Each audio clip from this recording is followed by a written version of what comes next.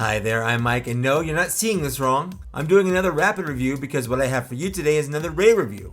And let's be honest, if you've seen one Rey, you've kind of seen them all. Let's go ahead and take a look at her while I read the bio on the back of the box. Rey continues to study the Jedi ways, but she grows concerned about what the future and the Force may hold in store for her. On top of Rey, we get another little droid, D-0, who has his own bio as well for some reason, so let's check that out. Cobbled together from odds and ends in the workshop of a droidsmith, little D-0 is an impressionable little roller that becomes fixated with BB-8. So I'm going to preface this review by saying two things. Number one, I like the sequels, and number two, I like Rey. It's sad that I have to preface this, but that's the world we live in, and that's the Star Wars fandom we live in. This is Rey as she appears in the upcoming movie, The Rise of Skywalker. The problem here isn't an issue that I have with the toy, but one with the movie. Rey pretty much wears the same thing in every movie, and this isn't all that different from what we've seen before. Rey here is basically wearing a combination of her Island Journey outfit and her The Force Awakens look, and by extension, her Last Jedi outfit, because that's the same outfit with a different color. And while that may seem negative and cynical, this is quickly becoming my favorite outfit of hers now. But let's talk about her face.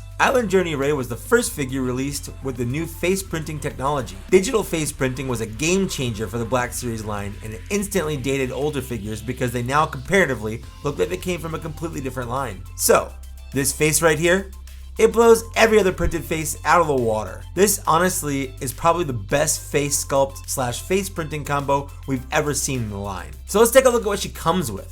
First, we have her standard Rey accessories, or Rey-cessories. You know, the accessories almost every Rey has ever come with. First, we have her staff.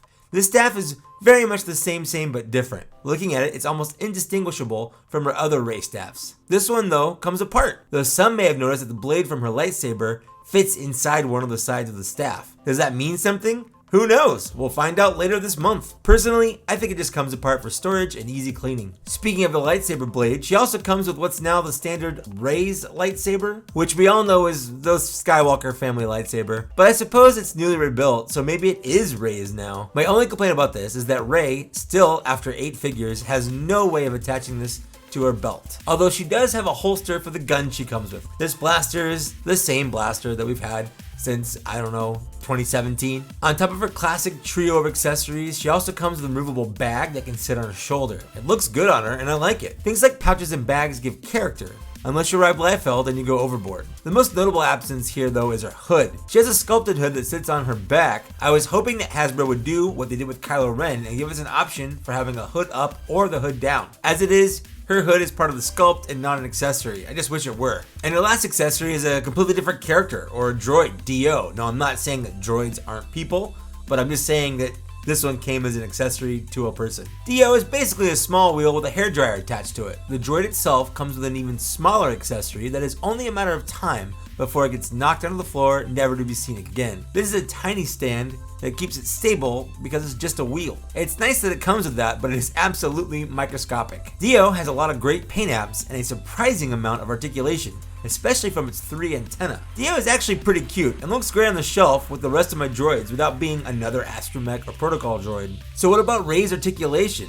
Well, she has it. Her sculpted plastic bits don't get in the way, and she has a nice deep elbow bend for some decent lightsaber poses. Her leg is glued to the blaster holster, which hinders the right leg motion a bit, and she lacks the butterfly joints that some of the newer figures have come with. But overall, she moves pretty well. As far as her paint and sculpt are concerned, her new outfit is mostly white. The long fabric bits are sculpted soft rubber. They're actually all part of this one centerpiece that has the belt and the holster sculpted on it as well. The paint apps on it are okay. There's a little bit of paint bleed here and there, but it's only noticeable if you notice it. But you know, her clothes are decently sculpted, the same level of quality that we've come to expect from the Black Series in 2019. So the question becomes, did I want this? And the answer is, I guess. Rey is arguably the main character of the sequel trilogy, but just like Kylo Ren, it's hard to get really excited about adding another Rey to my collection.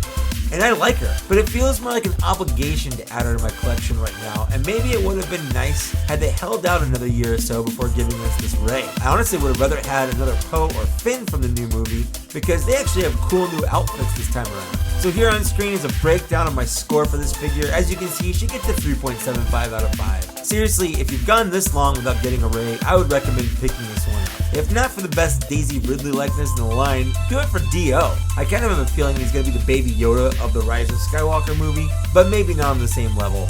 Baby Yoda is a phenomenon. So that's it for my Rey and D-0 review. What did you think? Do you like this rapid review series? Do you not? Do you only want me to do the longer ones? Let me know down the downstairs area. I love to read and respond to all of those. I'd also like to take a moment to thank the Patreon supporters that support me at the Black Series level or higher.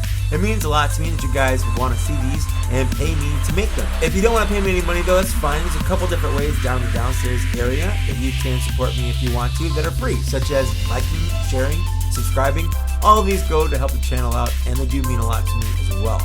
But that's it. Thanks so much for getting this far, and I'll see you later. Bye.